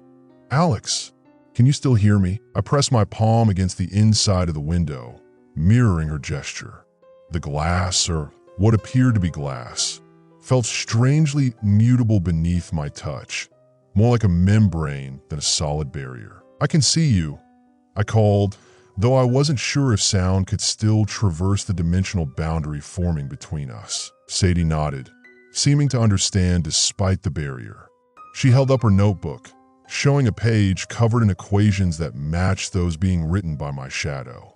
She pointed emphatically at one specific symbol, a complex arrangement that resembled both an infinity sign and a DNA helix. Recognition bloomed in my mind, though I had never studied advanced mathematics. "The stabilization keystone," I whispered, somehow knowing its significance. "The equation that prevents complete merger." The subway car trembled as if in confirmation, the entire vehicle shifting on tracks that no longer connected to the standard rail system. Through the front windows, I could see the tunnel ahead transforming, rails melting and reforming into superconducting channels of blue-white energy, walls revealing glimpses of another transit system overlaid upon our own. On the platform, Major Voss had apparently received troubling news through her communicator. Her composure had completely abandoned her now, her face pale with shock as she stared at something beyond my field of vision. Sadie turned to follow Voss's gaze, her eyes widening in similar alarm. I shifted position, trying to see what had captured their attention. Through the rear windows of the subway car, I caught sight of the platform's digital information display, now showing live feeds from stations across the city. At each location, shadow phenomena had progressed to different stages, some showing mere detachment, others displaying full antimatter conversion with reality fractures spreading across walls and ceilings. But most disturbing were the humans visible in these feeds. Some stood transfixed, their shadows writing complex equations. Others moved with strange, synchronized precision, as if controlled by an external intelligence. Military and police personnel could be seen attempting containment measures, their flashlights and specialized equipment proving useless against the spreading darkness. "It's happening everywhere," I realized aloud. The entire transit network is becoming a dimensional interface. The entity that had been Raymond Mercer materialized beside me in the subway car, its form now barely humanoid, a crystalline structure roughly approximating human proportions, shot through with channels of blue luminescence. The convergence reaches critical threshold. It communicated directly into my awareness. "Your perception must now fully integrate with your antimatter counterpart." Before I could respond, the subway car lurched forward, accelerating into the transformed tunnel with impossible speed. The sensation was less like physical movement and more like reality itself flowing around us, the vehicle remaining stationary while existence streamed past. Through the front windows, I could see our destination, a station unlike any I had encountered before, ancient and modern simultaneously. The architecture resembled Central Junction, but inverted, as if designed according to physics where gravity repelled rather than attracted, where entropy reversed rather than progressed. "The deep platform," I whispered, recognizing it from intuitive knowledge that hadn't been mine moments before. "Yes," the entity confirmed. "The primary convergence point, constructed in both universes at precisely the same spatial coordinates." As we approached this impossible station, my perception doubled completely. I was simultaneously Alex Chun in the matter universe and his antimatter counterpart in the mirror reality, two conscious experiences overlapping, communicating across a bridge of quantum entanglement. Through my antimatter self's perception, I could see the corresponding subway car approaching from the opposite direction, a perfect mirror of my own journey. Inside that vehicle was my doppelganger, experiencing the same doubling of consciousness, looking back at me across the dimensional divide. The station's emergency alert system, or its antimatter equivalent, issued a synchronized announcement in both realities. Attention all convergence nodes. Dimensional stabilization at 95%. Prepare for final integration sequence. The subway car slowed as it entered the deep platform, rails dissolving completely as the vehicle was guided by mathematical principles rather than physical mechanisms. Through windows that now functioned as dimensional viewports, I could see both versions of the station superimposed, matter and antimatter occupying the same coordinates in different universal frameworks. On the platform stood figures that defied conventional description, entities composed of pure mathematical relationships, their forms constantly shifting between humanoid and geometric abstractions. They moved with purpose, adjusting what appeared to be vast crystalline structures positioned at precise intervals throughout the station. The architects, the entity explained, noting my fascination. They maintain the boundaries between universes during convergence cycles. As the subway car doors slid open, I felt a moment of profound hesitation.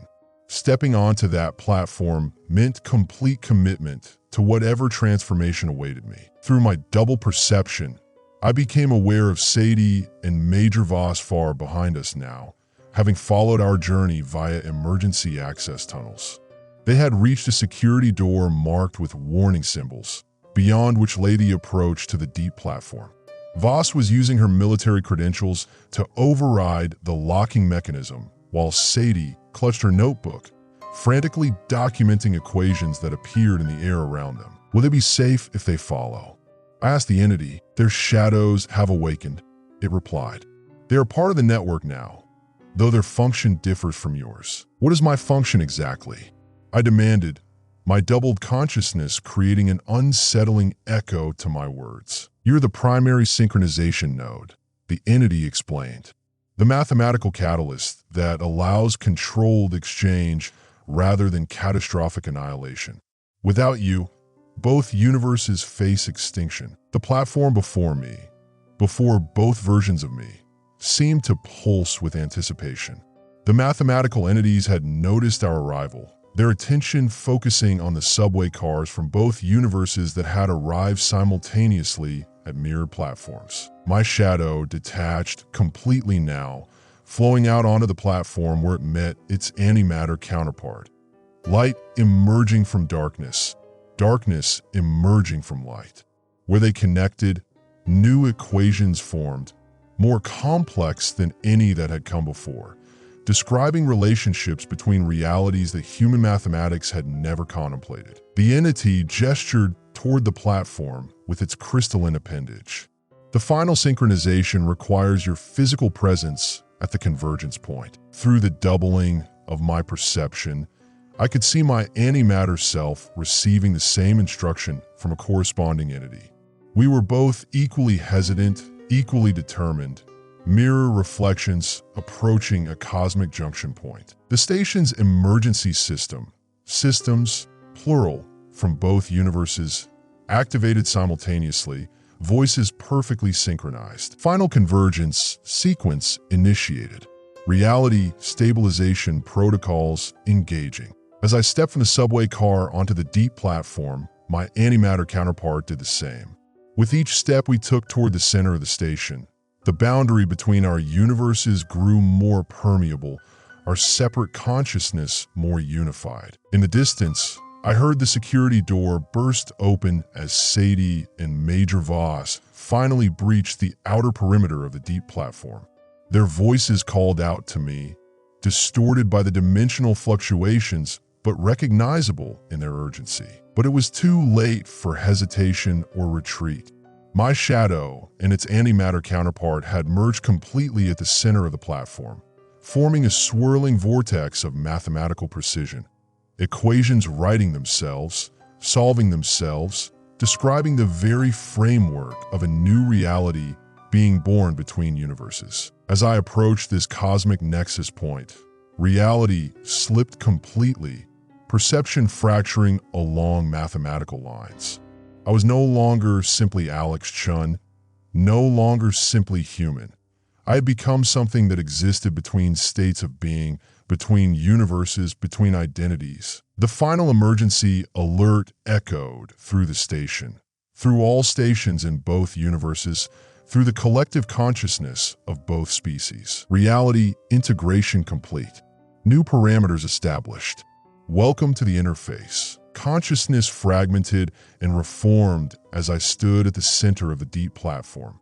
I was simultaneously in two places, the Alex Chun of matter and the Alex Chun of antimatter, both converging at this cosmic junction point where universal laws bent and reshaped themselves.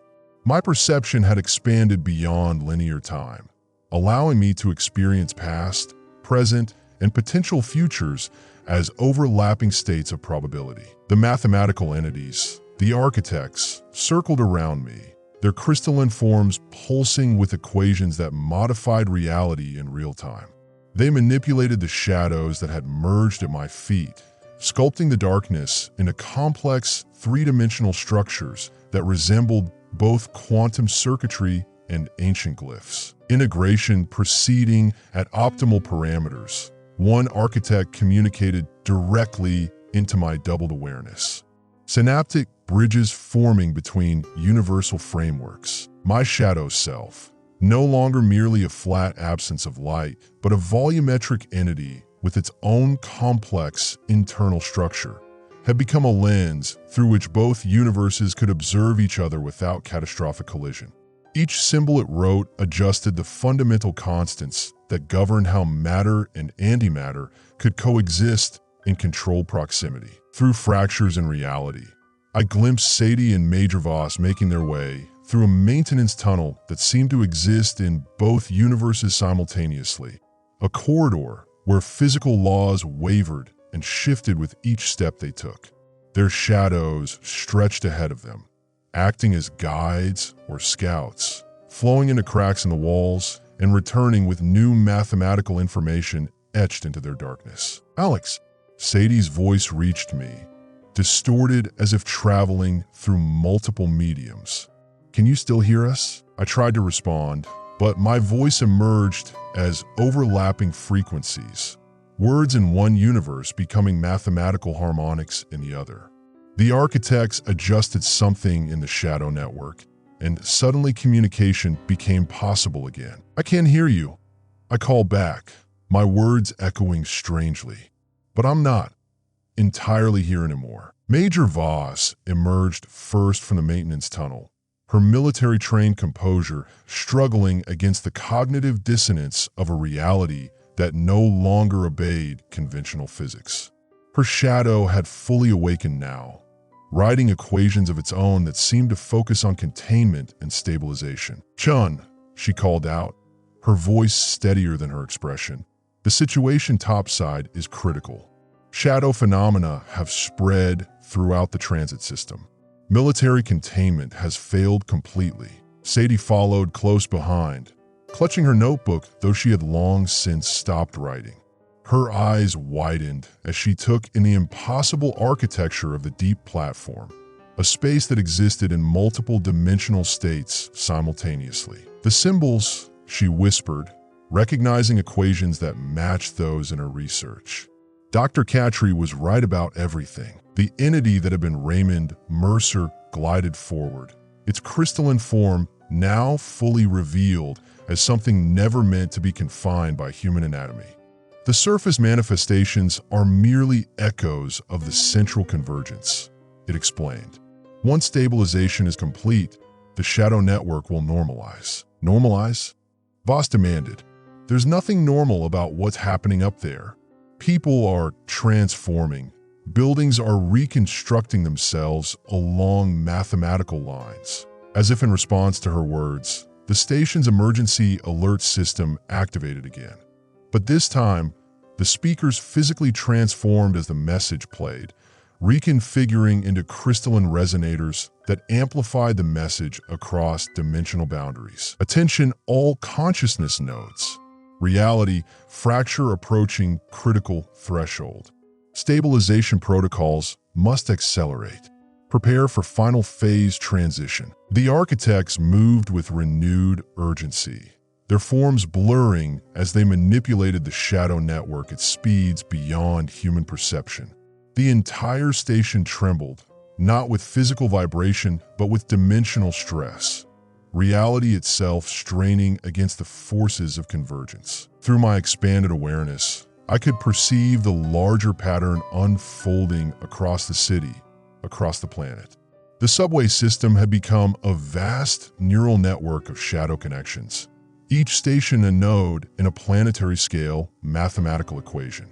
At key intersections, phenomena similar to what I was experiencing manifested in lesser forms. Shadows awakening, reality thinning, humans experiencing perceptual shifts. It's too widespread, Voss said, checking her military communicator, which now displayed impossible information. Signal sources from locations that couldn't exist in conventional space-time. They're saying shadow phenomena have been reported on every continent, concentrated around transit systems and ancient structures. The convergence patterns follow geometric laws that transcend human architecture, the crystalline entity explained. Your species is always unconsciously built according to cosmic alignments, subway systems, temple complexes, even power grids. One of the architects approached me, its form constantly shifting between humanoid and abstract geometric patterns. It gestured toward the center of my merged shadow, where a complex equation was forming, a mathematical expression so profound it seemed to describe the fundamental relationship between universes. The keystone equation requires your conscious authorization, it communicated. Without willing participation, the stabilization remains incomplete. What happens if I authorize it? I asked, my doubled consciousness creating an echo that reverberated through both universes. A permanent bridge between realities, the architect replied. Controlled exchange rather than catastrophic annihilation. Your consciousness will become the primary interpreter between universal frameworks. And if I refuse, the convergence continues regardless, the entity that had been Raymond explained. But without stabilization, the matter-antimatter collision cascades uncontrolled. Both universes collapse into primordial chaos. Sadie had made her way closer to me, moving carefully through a reality that seemed increasingly fluid. Alex, she said quietly, the mathematics checks out. Everything we've studied points to this moment. The symbols describe exactly this process, a controlled convergence that preserves both realities. Major Voss wasn't so easily convinced. This is exactly what they want you to believe, she argued, her military training still searching for threats, enemies, hostile intentions. Once you authorize this keystone, there's no going back. We have no idea what their true agenda might be. As they spoke, the station underwent another transformation.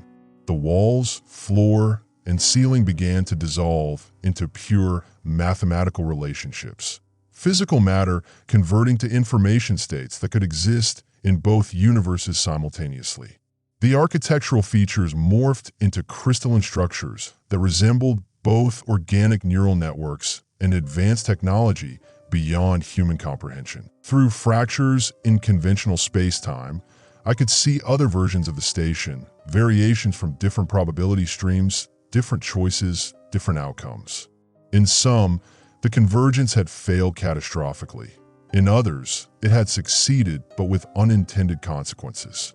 The multiverse of possibilities unfolded before my expanded perception like pages in a cosmic book. Your decision point approaches, the architect communicated. The fracture widens. Stabilization cannot be delayed further. The emergency alert system transformed again, speakers becoming crystalline resonators that broadcast across dimensional boundaries. But this time, The message wasn't a warning, but a status update. Attention all consciousness nodes. Fracture critical.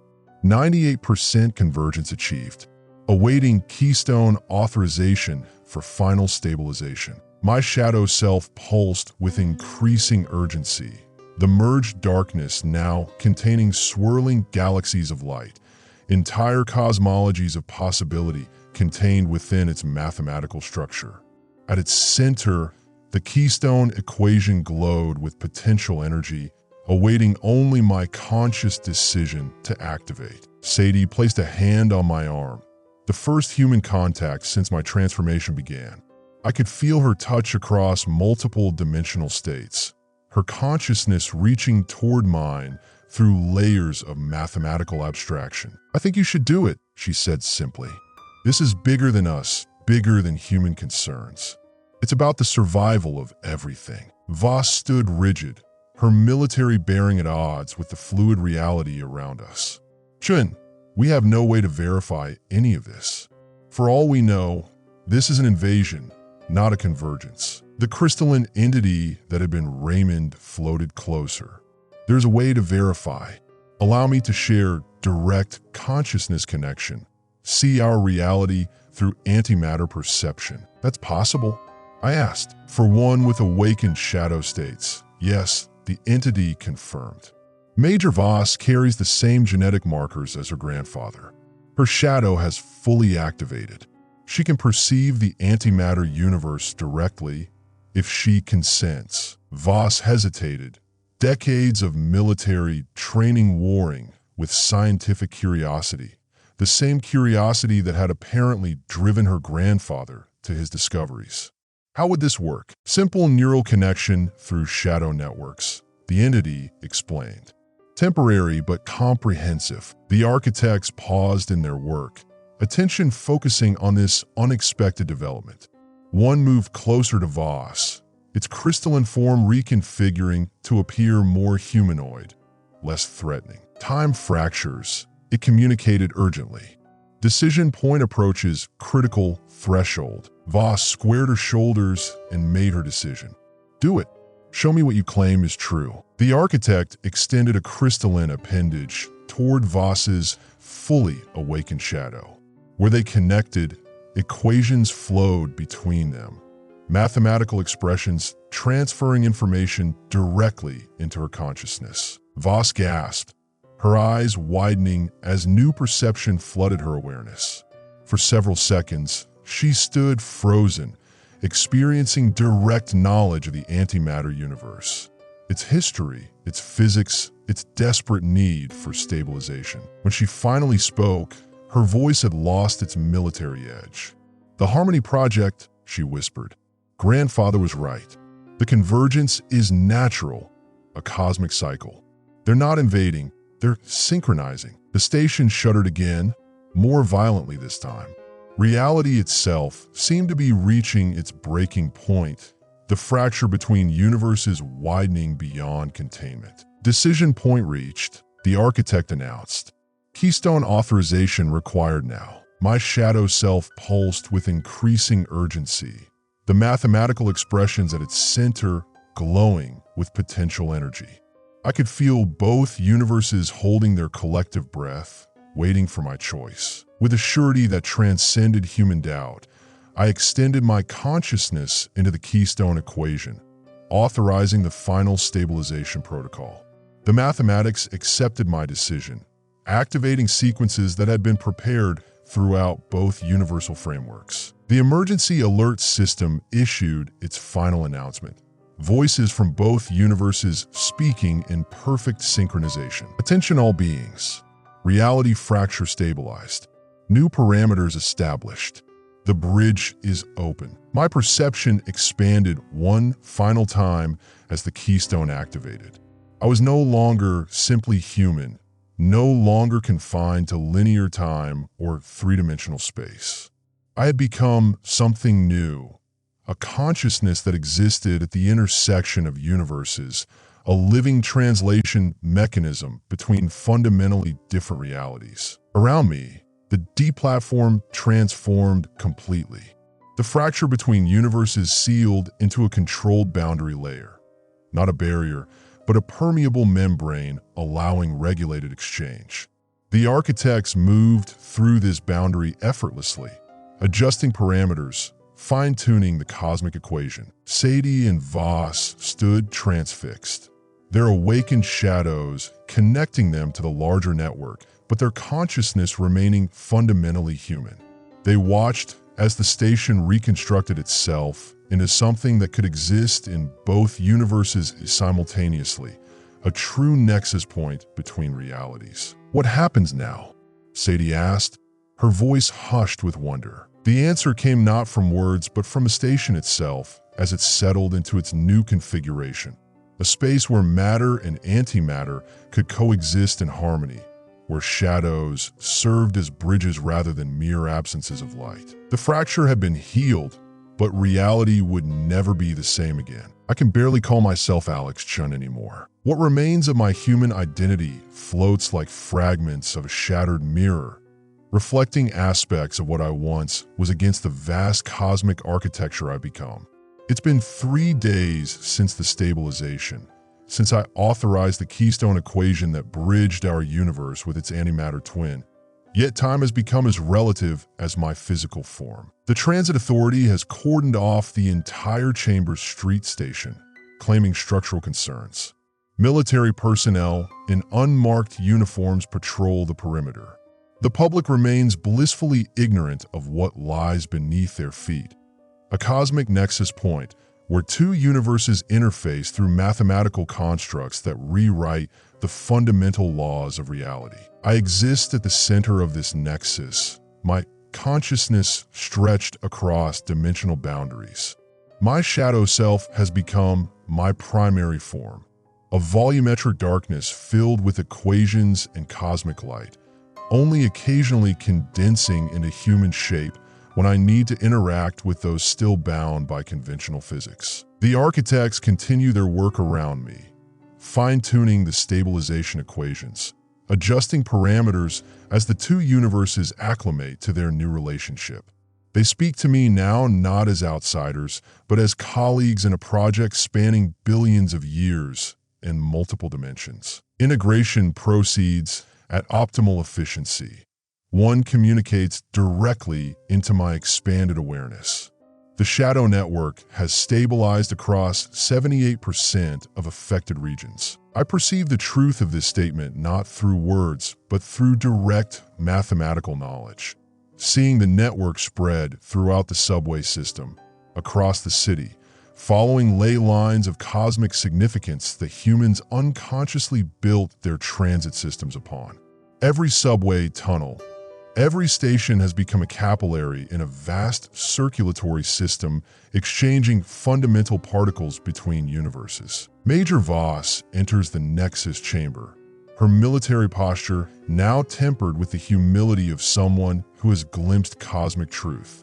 Her shadow follows her movements with perfect synchronization now, but I can see the mathematical awareness swirling within its darkness, an awakened consciousness that connects her to the larger network. "The president has been briefed," she reports, her voice echoing strangely in the acoustics of the transformed station. "A coalition of world governments is forming to address the situation." She hesitates, struggling with inadequate terminology. "They're calling it the Harmony Protocol after my grandfather's original research." I absorb this information, perceiving the ripples of human politics against the backdrop of cosmic realignment. "And what have you told them about me?" "That you've become something essential, something that can't be understood through conventional science." She looks up at the crystalline structures that now line the station's ceiling, mathematical expressions given physical form. I show them the footage of the shadow network, but they can't process what they're seeing. To them, it's just strange lights and impossible geometry. Emergency alert tones emanate from the station's modified communication system. No longer merely speakers, but crystalline resonators that broadcast across dimensional frequencies. "Attention! Dimensional stabilization phase 2 initiating. Consciousness nodes prepare for harmonization sequence. The architects move with renewed purpose, their crystalline forms flowing through both physical and metaphysical space. The entity that was once Officer Mercer glides toward us, its form shifting between humanoid and abstract mathematical construct. The harmonization will accelerate awakening in genetically compatible humans, it explains. Those with the capacity to perceive both universes will experience shadow activation. How many? Voss asks, her expression troubled. Approximately 1 in 10,000 possess the genetic markers. The awakening will be gradual, controlled through mathematical constraints. Footsteps echo from the maintenance tunnel, and Sadie emerges, her notebook replaced by a tablet filled with equations she couldn't possibly have understood a week ago. Her shadow moves with strange autonomy, occasionally separating briefly to examine aspects of the station before rejoining her. The symbols are appearing throughout the transit systems worldwide, she reports, showing us her tablet. London Underground, Moscow Metro, Tokyo Subway, all showing the same mathematical progressions.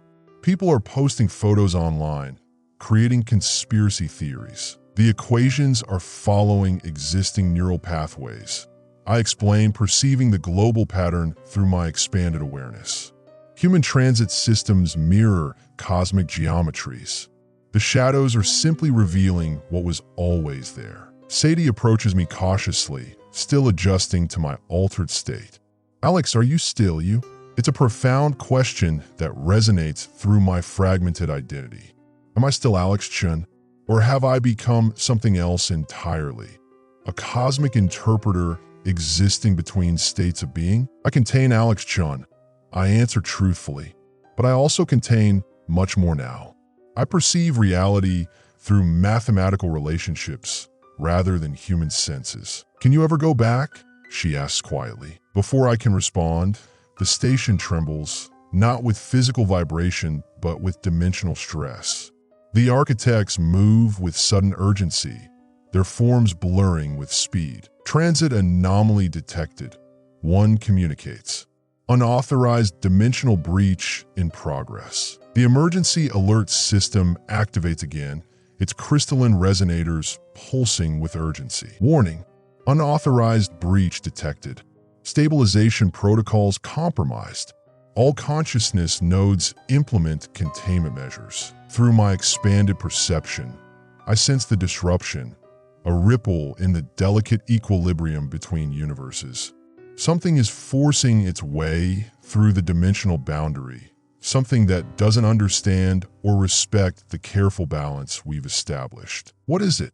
Voss demands, her military training reasserting itself. A consciousness collective from beyond both universes, the entity that was Mercer explains. Neither matter nor antimatter. Something that exists in dimensions perpendicular to our own. I stretch my awareness toward the breach, perceiving a vast intelligence probing the boundaries between universes, curious, ancient, and utterly alien to both matter and antimatter physics. It pushes against the mathematical constraints we've established, testing for weaknesses. It's been watching us, I realize with sudden clarity, waiting for the convergence to create an access point. The architects converge around the breach point, constructing mathematical barriers to contain the intrusion. The shadow network throughout the station pulses with defensive equations, adjusting in real time to counter the alien mathematics of the intruder. Can you close it? Sadie asks, clutching her tablet as reality wavers around us. I extend my consciousness fully into the breach, analyzing the alien mathematics, searching for patterns I can counteract. What I find is both terrifying and fascinating.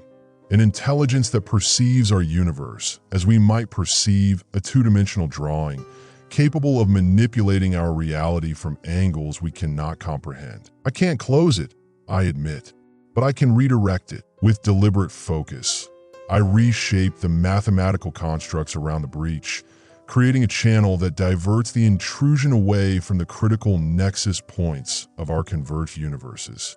The shadows throughout the station respond to my calculations, flowing into new configurations that reinforce the redirection. The architects join their consciousness with mine, adding their ancient knowledge to my calculations. Together, we construct a mathematical labyrinth that the intruding entity must navigate, a maze of dimensional constraints that will keep it occupied and contained. As the breach stabilizes under our control, I become aware of a profound truth. Our convergence of matter and antimatter universes is not unique. It is part of a larger cosmic pattern, universes finding equilibrium with their counterparts across dimensional boundaries. And in that process, we have inadvertently attracted attention from beings that exist beyond the constraints of our physics. The emergency alerts subside, replaced by a steady pulsing tone that signifies controlled containment rather than active threat. Voss and Sadie stand transfixed, their awakened shadows connecting them to enough of the mathematical reality to grasp the magnitude of what has just happened. What does this mean? Voss asks finally. The entity that was Mercer shifts its crystalline form into something more humanoid, perhaps sensing the need for familiarity in this moment of cosmic revelation. It means we are not alone in the multiverse, it explains. The convergence is only the beginning. I absorb this knowledge, feeling it reshape my understanding of my new role.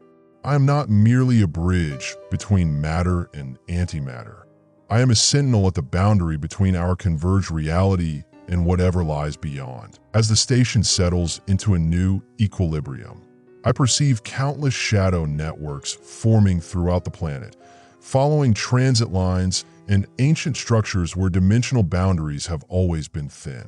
Humans with the genetic capacity for awareness are beginning to notice their shadows moving independently, writing equations they cannot yet comprehend. The convergence continues, but now with a new purpose. Not merely stability between twin universes, but preparation for something much larger on the cosmic horizon. What happens now? Sadie asks, her voice barely above a whisper. I look at my shadow self, now a complex mathematical entity containing galaxies of information, and feel the weight of cosmic responsibility settling upon what remains of my human identity. Now, I say, my voice resonating with harmonics from both universes, we prepare for transit. The architects move through the station, adjusting equations, preparing for the next phase of cosmic evolution. The emergency alert system issues one final message, broadcasting across all shadow networks worldwide. Attention all consciousness nodes. Phase 2 initiated. The terminal awaits. I understand now why they chose me, why my shadow first awakened on that subway platform weeks ago. I was never meant to simply commute between home and work. I was meant to commute between universes, and the journey has only just begun.